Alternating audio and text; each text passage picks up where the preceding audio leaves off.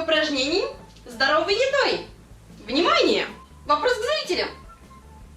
В каком продукте можно найти не только детей, но и собственное здоровье?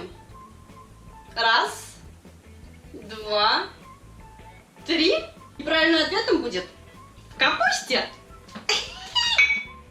Друзья мои, сегодня в кулинарной студии Ренка-поваренка мы с вами научимся ферментировать капусту. Я только научилась сама это делать. Вообще никогда в жизни не квасила, не солила, ничего не делала с овощами. Добилась хорошего результата и хочу с вами поделиться своим опытом. Квашеная капуста и ферментированные овощи в целом это великолепный, натуральный, природный пробиотик, лучше тех, которые придумала фармацевтика. И в чем особенность? У нас будет, если мы употребляем такие овощи, мы нормализуем наш ЖКТ, мы лечим наш организм и поднимаем, укрепляем наш иммунитет. Съем капустный лист, вырастет иммунитет и загнутся вирусы. Великолепно, если капуста будет кваситься без каких-либо дополнительных ингредиентов, без соли, без уксуса и без сахара. То есть естественным образом. Чем меньше соли, тем она же выступает у нас чем? Консервантом, и значит не дает развиваться каким-то бактериям. Мы соль не используем, и поэтому рост бактерий у нас подавляться не будет. Приступаем. К капусте я сегодня добавлю морковку, пару головок чеснока, укроп и немножко перца чили.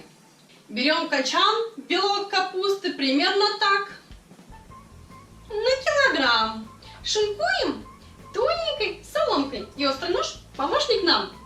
Друзья мои, у меня нету специальной терки для капусты. Ножом резать ее очень сложно, потому что она очень жесткая. И я нашла выход использовать просто овощечистку.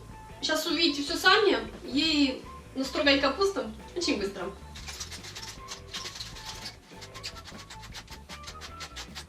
-15 минут, и я порубила 1,5-килограммовый качан. Какая пиццуха качается, когда капусту рубишь. День рук. Вспоминаются рассказы про русские капустные вечерки, когда люди всем селом собирались и весело, с шутками, с хорошим настроением рубили капусту. Не знаю, сохранилась ли эта традиция по сей день, но было бы классно так в какой-нибудь большой компании заготовить капусточки, да побольше.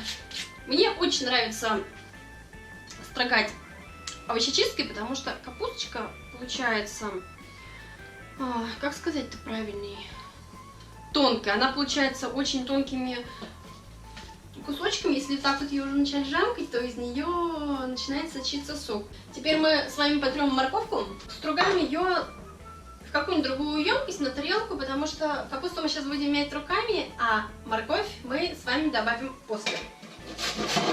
Чеснок просто порезать. Теперь я капусту буду наминать руками, она быстрее начнет давать сок. День рук! Квашеная капуста содержит молочную кислоту, которая спасает нас от многих недугов, за что ее и ценят. И доказано, что в крайней ограниченности продовольственных ресурсов она позволяет поддерживать иммунитет на должном уровне и позволяет оставаться здоровыми даже при суровой непогоде и распространении многочисленных эпидемий. О как!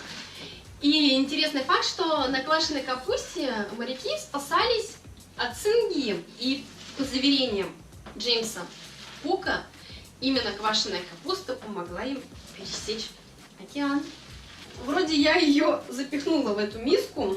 Добавляю морковь с чесноком, немножко чили и укроп. И у меня есть еще один секретный ингредиент. Это закваска. А закваска является сок с предыдущей порции. В чем его особенность? Когда мы его добавляем в свежую порцию, то процесс ферментации, квашения, брожения происходит в 2 раза быстрее, потому что здесь уже Есть все необходимые нам бактерии, нам не нужно дожидаться их появления, процесс происходит значительно быстрее и гораздо удобнее, когда емкость с капустой уже заполнена жидкостью и не нужно ждать, когда она даст сок. Нет, ждать-то, конечно, нужно. Мы сейчас ее поставим под гнет, и через пару часов она заполнится полностью своим соком. Оп. Как закуску ее любят, режут в осень или рубят. Сверху гнетом сильно жмут, соком вся исходит, ждут. Бессолевую квашеную капусту мы храним в холодильнике, в стеклянной банке. И обязательно следите за тем, чтобы она была полностью покрыта рассолом. В противном случае без него она будет терять свои витамины. И рассол, который останется после того, как вы ее съели, вы используете для новых порций приготовления ферментированной квашеной капусты без соли. А я сейчас нам на обед приготовлю легкую капустную закуску или салат. Это будет просто капуста, репчатый лук, растительное масло и добавлю гималайскую соль.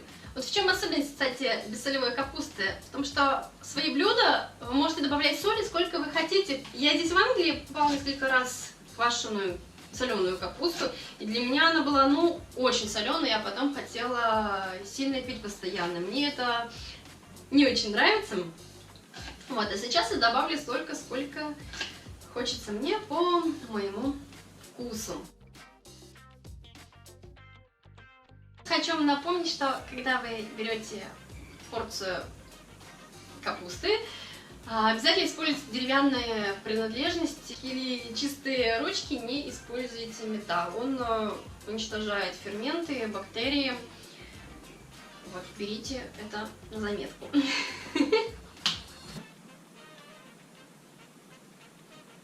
Немного маслица, гималайская соль. Добавлю укропа для красоты и вкуса. Дадим салатику постоять минут 20 и будем смаковать.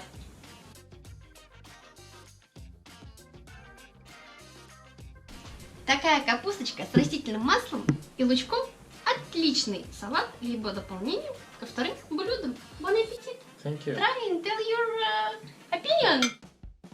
Perfect salad for the winter. It's been a long time since I had this kind of salad. My mother used to do this all the time when I was a child.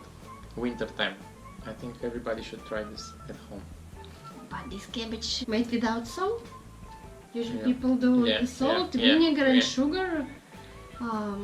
Do you feel different or? I just feel that it's not. It's exactly like how my mother she used to do it. But she used to do it with salt and water. That's it. This is just without salt. But it's very tasty. I like it. And I'm very hungry and I want to eat. Приятный аппетит. Пельмени Мама Лига.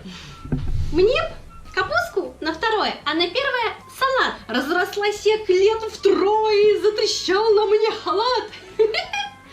Друзья мои, пользуясь случаем, я хотела бы передать привет девочкам из Питера, с которыми мы устраивали марафон похудейки, марафон стройности. Он у нас вчера закончился, в августе мы стартанули, и так удачно мне на руку сложилось, что я как раз таки научилась делать такую замечательную капусточку. 3 недели мы пыхтели, потели, худели и добились отличных результатов. А чтобы их закрепить и не потерять, то нужно жевать капусточку с белым луком, нерафинированным растительным маслом, немного соли, ничего больше не надо.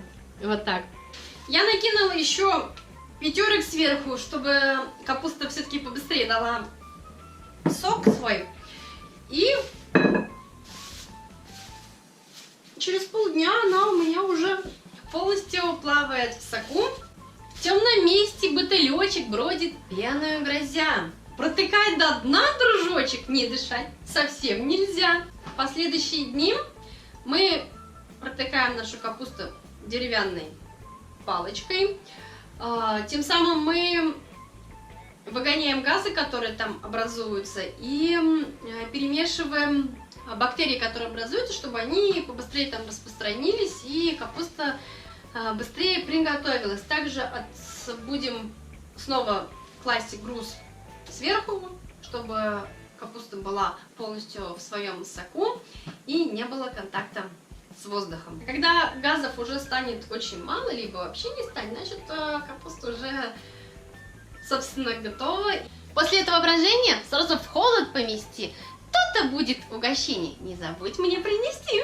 Примерно через 4 дня я свою капусту положу в стеклянные банки и отправлю в холодильник. Там она будет дальше ферментироваться, бродить, кваситься, и я начну уже ей лакомиться. Мне очень хотелось поделиться этим безумно вкусным и намного более полезным рецептом ферментированной капусты. Пользуйтесь на здоровье, кушайте на здоровье. От вас жду лайки, комментарии. Если здесь среди вас есть знатоки этого тонкого дела и есть какие-нибудь замечания или важные полезные советы, обязательно пишите, делитесь. От всей души вам желаю улыбок, тепла и добра, вкусных засолок к зиме. Скоро увидимся. Пока-пока. Ну а если тебе холодно,